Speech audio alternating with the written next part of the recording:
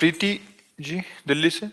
राधे राधे गुरु जी। राधे राधे महाराज जी। महाराज जी, अगर इंसान के पास कर्म करने की पूर्ण स्वतंत्रता है तो फिर हम क्यों मानते हैं कि हर चीज भगवान की इच्छा और कृपा से होती है? अगर हमारा जीवन नहीं, हमारे दो विभाग बने हुए हैं, एक पाप कर्म एक पुण्य कर्म। पति से संभोग पाप नहीं है, धर्म है। पर पति से भोग करो पाप है। जबान मिली है, अच्छा भोजन पाओ निष्पाप है। मांस मछली खाओ पाप है। तो डिपार्टमेंट दो कर दिए गए हैं ना जगत के, तो उसके हिसाब से हमें चलना होगा। ऐसा थोड़ी कि हम कर्म करने में स्वतंत्र हैं तो जो चाहे वो कर सके। आप अपने शरीर को भी स्वतंत्र नहीं रख सकती। आप अपने शरीर की हत्या करना चाहे अभी रिपोर्ट कर दें, आपको दंड मिलेगा?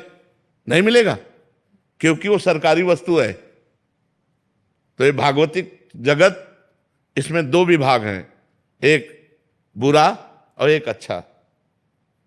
हम अच्छे को स्वीकार करने के लिए इंसान हैं, हम राक्षस नहीं हैं कि हम बुरे को स्वीकार करने लगे। महाराज जी, अगर हमारा जीवन कर्मों से बना है तो उसमें भगवान की क्या भूमिका है? हम कहते हैं सब कुछ भगवान की कृपा से होता है, उनकी कृपा के बिना पत्ता भी नहीं हिलता। हमारी अच्छी सोच भी उनसे आती है, तो फिर हमारे तो सबसे पहले आपको किसने, कर्म ने उत्पन्न किया या भगवान ने? भगवान ने।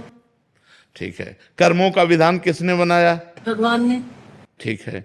आपको मनुष्य जन्म किसने दिया? भगवान ने। कर्म से नहीं कह सकती, क्योंकि भैंस बनकर, कुत्ता बनकर, सुअर बनकर हमने ऐसे कर्म नहीं किए कि सर्वोत्तम मनुष्य देह प्राप्त किए। इसके लिए आता है शास्त्र में, कबहू का करी करुणा नर देही देत ईश बिनु हेतु सनेही। कभी कृपा करके भगवान मनुष्य शरीर देते हैं। संस्कृति माज बरियाई के पायो मानुष्य देह वृथा कत डार। संस्कृति के चक्र को रोक कर बीच से निकाल लिया और भगवान ने कृपा कर मुझे मनुष्य जन्म दिया, अब अपना उद्धार कर लो। आप यहाँ वृंदावन आई अपने कर्म से नहीं, श्री राधिका कृपा बिनु सबके मनन अगम।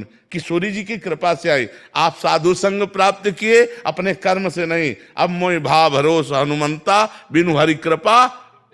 सब कुछ ये जो भागवतिक मिल रहा है ये भगवान की कृपा से मिल रहा है।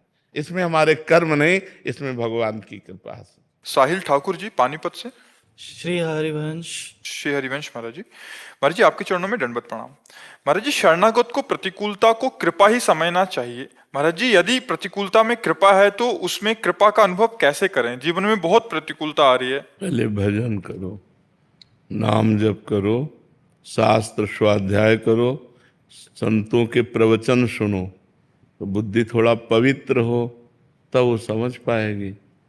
प्रतिकूलता में भगवान के सानिध्य का अनुभव होता है यदि हम भजन करते हैं। तो इसीलिए प्रतिकूलता को मंगलमय कहा गया, अपमान को मंगलमय कहा गया, कि जो मंगल भवन से जुड़े वो मंगलमय। सम्मानम कल्याति घोर गरलम नीचापमानम सुधा श्री राधा मुरलीधरो भज सखे वृंदावन मात्यज। जब प्रिया प्रीतम का भजन होता है तो जिस सम्मान के लिए, अनुकूलता के लिए संसार मारा घूमता है, परमार्थ का पथिक उस सम्मान को विष के समान त्याग देता है, अपमान को गले लगाता है, संपत्ति की तरफ से उदासीन होता है, विपत्ति को गले लगाता है। परमार्थ का पथिक बहुत बलवान होता है। तो अभी नाम रूपी बल, ज्ञान रूपी बल हृदय में जागृत नहीं हुआ तो अज्ञान के कारण शारीरिक मानसिक प्रतिकूलताओं पर व्यथय हो करके हम परेशान हो जाते हैं। लोग डिप्रेशन में चले जाते हैं। जब तक अध्यात्म में नहीं जुड़ोगे, डट के भजन नहीं करोगे, तब तक बात नहीं बनेगी। आज भजन कौन करना चाहता है? सब मनमानी आचरणों में खुशी होना चाहते हैं, मनमानी आचरणों में मस्त होना चाहते हैं। ऐसा कभी नहीं हो सकता। तस्मात् शास्त्रम प्रमाणन्ते कार्याकार्य व्यवस्थित हो। कार्य और अकार्य की व्यवस्था शास्त्र के अनुसार जब हो और खूब भजन हो तो अभी आनंद आ जाए, हृदय शीतल हो जाए, मस्ती आ जाए, जिसे मस्ती कहते हैं। मस्ती, मृत्यु का भी भय खत्म हो जाए, हम आत्म स्वरूप हैं, ब्रह्म स्वरूप हैं, ऐसा अनुभव हो जाए।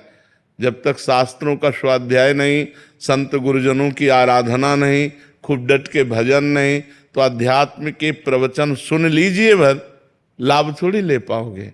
उसका लाभ तो तभी लिया जाता है जब खूब डट के भजन, भगवदाकार वृत्ति, ब्रह्माकार वृत्ति, तभी आनंद आता है। ऐसे विपत्ति तो मारेगी कि हमें डिप्रेशन में पहुंचा देगी। अब एक लड़का है, वो भी जवान, वो भी पधार गया और बहुत वैभव, बहुत संपत्ति। अब पिता क्या सोचता है, क्या करूं, अब हमारा जीना किस काम का। विपत्तियां तो ऐसी ऐसी हैं कि मतलब उनसे पार होना बहुत कठिन है, लेकिन यदि भगवान का आश्रय है, भगवान का भजन है, तो हर विपत्ति को रौंद कर वो भगवत प्राप्ति कर लेगा। और भगवान का सहारा नहीं तब तो माया रौंद ही देगी। इसे माया को भवसागर कहा गया है। इसमें तैरने वाला मतलब ज्ञानी और नाव में बैठने वाला शरणागत भक्त, दो ही पार हो सकते हैं और कोई नहीं। या तो विशुद्ध ज्ञानी पुरुष जो ब्रह्मबोध संपन्न है वो इस भवसागर को पार कर गया, या विशुद्ध भक्त जो निरंतर भगवान के चिंतन में है वो भवसागर को पार कर गया। नहीं तो बहुत कठिन है, बहुत कठिन है।